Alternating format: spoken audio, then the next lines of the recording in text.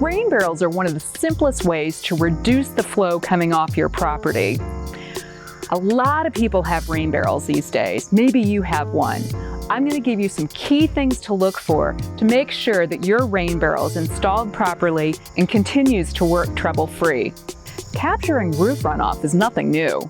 Throughout the 19th century, many Midwestern homes had underground cisterns that stored rainwater for laundry and other uses. And while you're not going to want to wash your clothes in rain barrel water today, it is naturally soft, pH neutral, and chlorine free, making it perfect for watering lawns and non-edible plants. So let's look at this rain barrel setup. It's on a flat, sturdy surface that safely supports the weight of a full rain barrel, which is approximately 450 pounds. It's elevated, so gravity works in your favor when you want to get the water out. This one happens to have a soaker hose. The barrel is connected to the downspout via a diverter with a valve switch.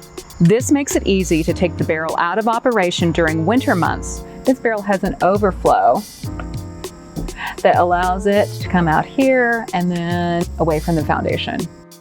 Once your barrel is set up, it might be tempting to just set it and forget it, but it needs a little TLC to avoid two main problems: mosquitoes and leaks.